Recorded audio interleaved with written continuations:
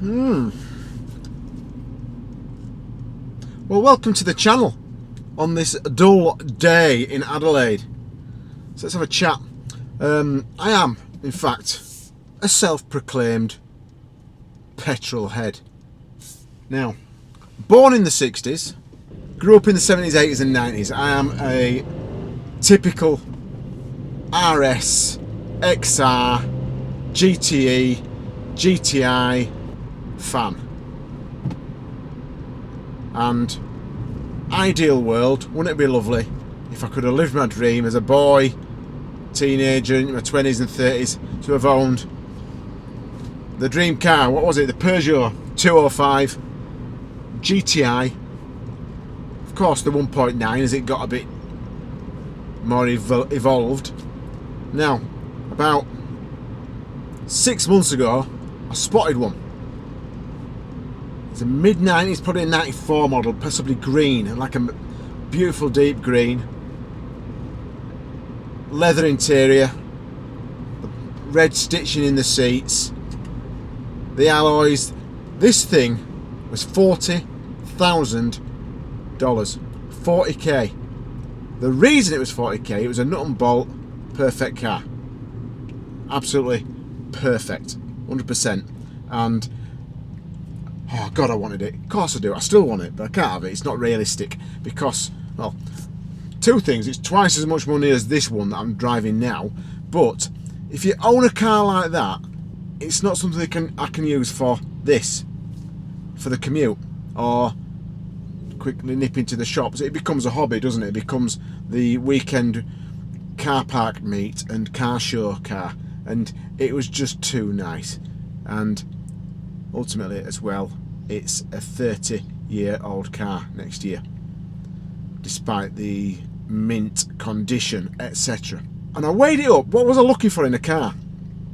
In that car, what were the things that I really loved about it were, even back in the 80s and 90s when these were available to us. Which lane do you want? And I tried to weigh up what I was wanting out of a car and what sort of car I could get to scratch the itch. And what I liked about that Peugeot 205 and the rest of them: big alloy wheels, low profile tyres, sporty suspension, the red trim on the outside, a bit of that, the bit red stitching in the seats, thick little steering wheel, great handling, hot hatch. Now, as a 80s and 90s motorist, which is what I am, to me this is still a hot hatch, because I'm in the car that's got, for all intents and purposes, the same running gear, if you like, as that Peugeot 205 GTI 1.9. Forget the engine, forget that aside, I'll come back to that. You've got disc brakes all around, alloy wheels, the trim, the red bits and bats. You've got a very similar dash setup in the fact that it is not overcomplicated. It's a simple setup, apart from the Apple TV and a couple of niceties built into the modern size of this car. There's not a lot of different. Look at the interior and the dashboard of your dash and your driving cockpit of a Peugeot 205 GTI, and compare it to this, the Kia Picanto GT3 Turbo. I call it the GT3. It's the 3-cylinder, of course. It's the manual. It's the proper job. And let's be honest, I don't understand the concept of the automatic. You get a manual gearbox, you have to learn how to bloody drive properly. If you want an automatic, you want a slap. I'm sorry if anybody's watching this and thinks, oh, I want the automatic, the GT line as they call it in Australia. I disagree with the concept. You've got a car here that's a better performer, it's quicker, it accelerates better, I'd argue it'll handle better because you're bossing it in the gears, and it's got better economy. Why buy an automatic? My suggestion is learn how to drive, dead set, because you get a lot more out of it if you've got a manual and you're learning how to drive. He says, cocking up his gears. But, oh, that kid nearly went back in my car then, prick, on his Santa Cruz. Had her kicked off. Anyway, I love this car, and I'll quickly go through the faults that I've had in the 4,200 200 kilometres that I've done in it, I've got a very, very slight, and the slightest of rattles on that back passenger side door panel, and I'll fix it. I don't know what it is, but it's intermittent. There's something there that bugs me. That's the only thing that I've had go wrong with this car since I got it, and rest of it's been cock on. And let's go through the good things that I love about it. I mean, there's a bloody lot, but I did actually, let's be honest, I did research what I wanted. The good thing is it's not disappointing. In fact, it's exceeded my expectations in the fact that the performance, I suppose because I'm of that era, I'm getting I had a little bit of, how quick is it going to be? It's a 1000cc car. To me, a 1000cc car is a mini metro. That'd be as flat as even 1300 MG wasn't that bloody quick. But the 1000cc metro mini from when I was a boy, and the mini proper, 40 horsepower. Well, let's be honest, couldn't pull the skin off a rice pudding. So the concern was how quick was this car as a 1000cc. The bloody thing's mental compared. It's an absolute right laugh. First gear, 50 k's an hour. Second gear to the red line, that's 100 k's an hour in second gear. And I think a lot of it's obviously we've got newer technology, haven't we? We've got 3 cylinders, which were I was a little bit. I think I rode. I used to ride a bike. I drove many years ago a 3-cylinder Vauxhall Nova, and it was a bit sewing machiney, and it was like it has the same characteristics of this engine, and I couldn't get used to it. It's what you get used to. But what I like about this is because it's got that 3-cylinder, it's torquey. It's got a little bit more mid-range. And the turbo, back in the day, everything was down to cubic centimetres. If you wanted power, the best tuning was bigger engine. Basically. Cubes meant everything. Clearly not now. 1000cc turbo does it with the 3 cylinders. This is the turbo. It's absolutely ridiculous.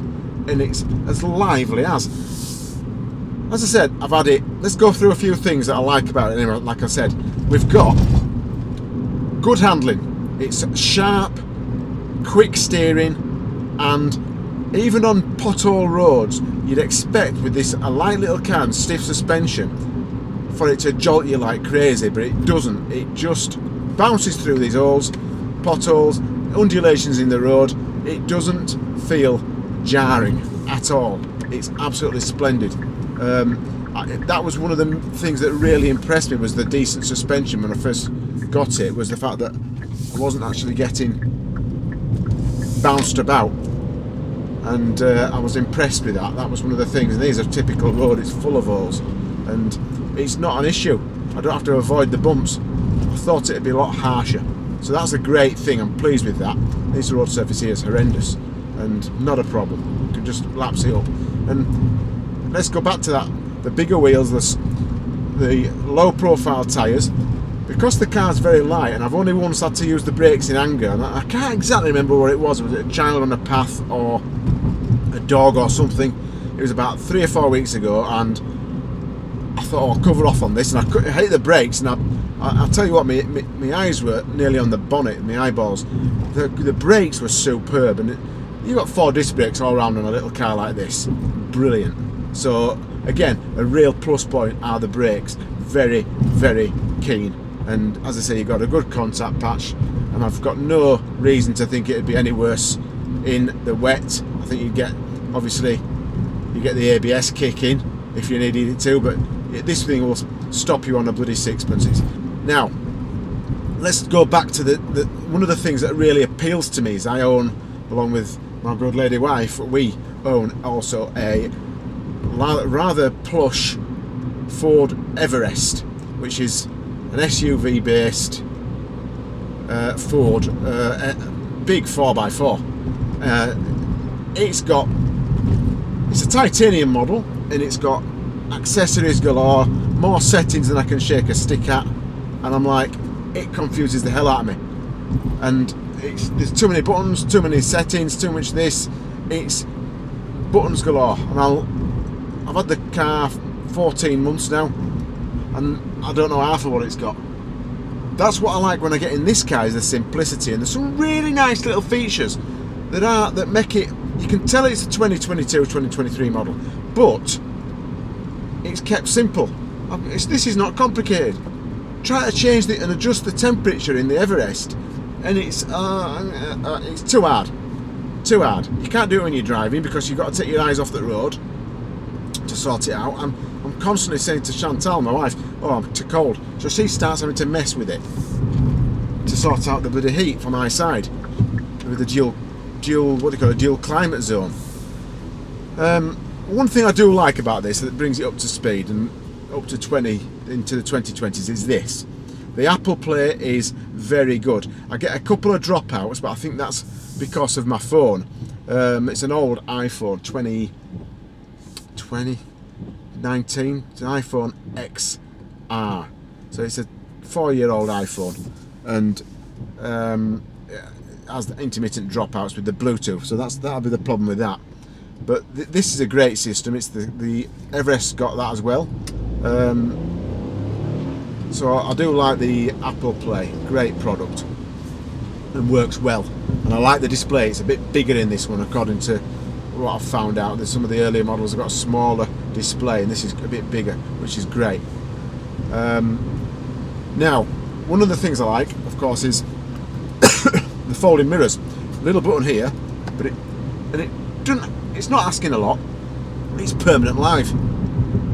In the Everest it's not. I've got to, and because it's an automatic, the Everest, and it's a push button to start, you've got to get in it to start the engine to fold the mirrors in. These are permanent live. You can be parked outside, you can open your door, press the button and they'll shut. Pain in the arse having to start your engine just to fold them in if you forget.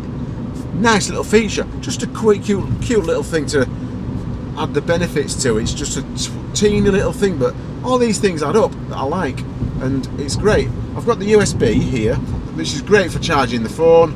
Simple. I've got the cup holders are good. It's a nice. There's not a lot of space for stuff, but it's a little car. You know that when you get it. Look at the simplicity, and some of the ergonomics are nice. I look at this switch gear here for the washers. It's got it's almost like a thumb shape or a finger shape on the back, and it makes it just easy to get to. Nicely thought out. You've still got a few bits and bats on the steering wheel, but it's not complicated. There's not much going on that takes you away from the driving experience, which is why I like the manual. And being a British bloke, having come across to Australia where I'm surrounded by automatic cars for the last 16, pushing 17 years, to get back into a manual car has been a revelation. I absolutely love it. Between you and me, my surname's Driver, for God's sake. I am not happy in an automatic. I love this car, and it's great. And in a minute I'm going to give you a bit of an idea of just how well it goes, because it's amazing for a 1000cc car. So this is third gear, which I'll come to again in a minute. Right, I'm up to 80. Bit of shoulder checkage. Onto the Freeway. Now let's talk Freeway. Anybody tells me that this car's not good on the freeway or not capable, full of shit. I do a 40k trip to work and a 40k trip from work. Don't always come in the car. On certain shifts, shit parking, I'll take the motorbike. But on a Sunday like this, there's not a lot about, easy parking, I get the Freeway, and this car is more than capable of holding its own against pretty much anything at any legal speeds, and it's also stable. I've not suffered in the wind, I've not suffered at all compared to a bigger car. It is more than capable of holding its own on a freeway at, let's say, 70 or 80 mile an hour legal speeds. I expect it would be quite comfortable at 90, 95. At that stage your economy will go down, of course. What have I been getting on this journey alone? Bit of city work. I'm now on the freeway, I'm at 5.8 litres per 100. But overall, since I got the car, I've done 4,238 kilometres of 5.5 litres per 100, and I'm, like I said, a bit of a petrol head, so I'm not shy with the shenanigans under the right foot. Now I've got a few cars approaching, so I'm going to get balked here. It's effortless, isn't it? That's fourth gear. I'm coming up to a steep hill now, and let's accelerate a little bit. And the stability is great, absolutely fine. That's too fast. I'm illegal. I'm doing 125 indicated. It's probably about 116, 117, so I'll back off. But this is a steep hill. You probably can't see that in this video, just how steep. You never can.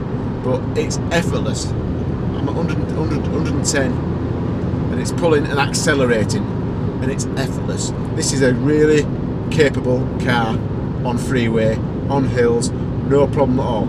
Let's do it in fifth, okay? And now, as an annoyance, of course, I bought a manual gearbox because I want to be a driver. Let's be honest, not just by name. I want to drive the car, and I want to be telling it what gear I want to be in when I'm coming into a corner. The only annoyance is it's going to get some insulting tape is the little gauge there that says change up. If you're in third, you're going along, it goes move to fourth, move to fifth. There's a little digital display that tells you to go up the gears, and it's not always actually correct, to be fair. So that's one of the annoyances, but it's not a fault, it's just a feature, not a fault. But let's talk about some of the other nice things that it has actually got as well. Let's talk about, and it's got, I want to just put it out, it's got traction control, I understand. The button here, I think I can turn it off. Never have done. What a cool feature for a cool little front wheel drive car of this poke. It's got this sort of power, and it's got traction control. What a cool thing that's got. That's amazing. I've never felt it kick in, but again, a lot of the time I drive it like Miss Daisy, but when I want to send it on, I'll send it on. But I'm enjoying that as a feature. It's really good. Quite pleasing to have a nice feature like that. But other than that, you've got the cruise control, even though it's a manual gearbox. That works very, very well, I'll be honest with you. And I can come to work. I live down south of Adelaide. I do 40 k's, and I'm 25 of it's on this freeway, and it's undulating. Some of it's hilly, some of it's downhill. I can stick it in fifth at 100 k's an hour, and it will pull fifth all the way along without me touching it. That's with the cruise control. No problem for about 25, 26 k's off freeway, and I have no issues with that at all, which I think is phenomenal. It's a really decent feature, and very useful. It's a nice addition for a manual gearbox, because they've not always lent themselves, have they? The cruise control hasn't always lent itself to a manual gearbox car. It's always been something that's gone with an automatic gearbox. What else have we got? Of course, the mirrors are electric, adjustable, nice. Hardly touched them. You've got your lockable doors, electric windows all around, which I've had tinted. A nice feature. What have I added? This. I got this from a company called Fit My Car. The dash mat, nice, good addition. Nice, not coarse, and it's a deep dashboard in a hot, sunny country. Quite important because of the glare. You've got a big area there. It's quite deep to the bottom of the screen, and you get a lot of glare. So that's a nice feature to have that on as an addition. That and a set of mats, tinted windows. That's all I've done to it. Let's talk about other practicalities. Headroom, plenty. Not really an issue for me at 5'7½". What do I like? The seats are fantastic. Again, it takes me back to that Peugeot days where I always yearned for that car. But we got this beautiful leather interior, or leatherette, with the red stitching. I don't necessarily like that inch wide. I'd have preferred it to be a little bit more subtle and have a double stitch cotton in red, and maybe a little bit of fleck in the seats, but not this 1 inch 30mm wide red trim. It hasn't got it on the back seats, but it's got it on the front seats. It's no biggie, it's just a taste thing for me, that really. What else do I like about it? Do you know what? The economy I've discussed. You can get less than 5 litres per 100 if you drive it like Miss Daisy. Great, and that's a nice thing. But if you want to thrash it, you can have a bit of fun. It's not going to give you bad economy for the fun against the green factor. Now, shopping. Let's take you shopping and show you the boot. Of course, the seats drop forward. Fantastic, nice. You get a mountain bike in there if you needed to. I have done. But for the shopping, I can get 4 or 5 shopping bags across the back, sat upright, piece of piss, and ride it home. Great for parking. You can take there's often some car parks, of course, have the small car version, small car spaces. Brilliant. You can sometimes get 2 of these in that.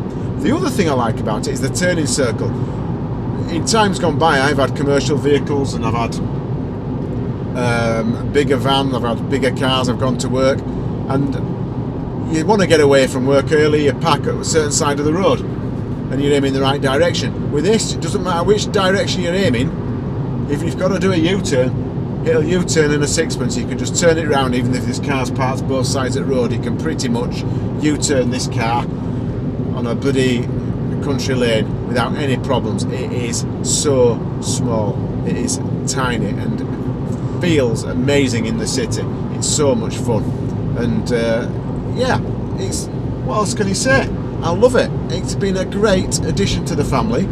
It won't be rushed off, this one. It really fits the mould for what we need as a second car, and it is a second car, but we tend to choose it over the for local stuff over the Everest, for obvious reasons. It's cheaper to run, but just convenience factor. It does everything we want, and it's a really enjoyable car. Just because it's a second car doesn't mean it's going so fast up that slip road. Doesn't mean that it's a compromise in smile factor at all. I moved out for these boys and they're just flashing. I'm going to get out of the way. Let them go. Don't need to race anybody. So yeah, happy days. I'm very delighted. And what else can I tell you? Stereo. Well, do you know what?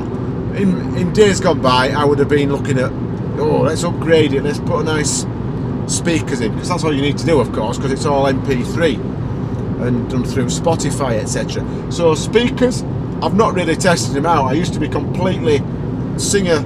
I was in karaoke, wasn't I? I was a singer in the car all the time. Podcasts have taken over my life, so I don't really have much to say on the quality of the speakers. I'm on forums, I'm on Facebook pages, and we'll see people upgrading speakers, putting different speakers in. If that's your bag, well, why the hell not? Great. But for me, not an issue. So that's my little review so far. I've enjoyed the car immensely. It's been totally reliable.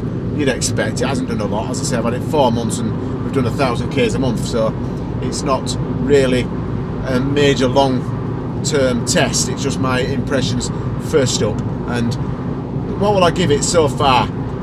Considering what I wanted out of the car, I can't give it any less than a bloody 10. I'm dead set. I'm not going to give it a 9 because of a very niggly, slightly tiny little rattle from that back passenger door.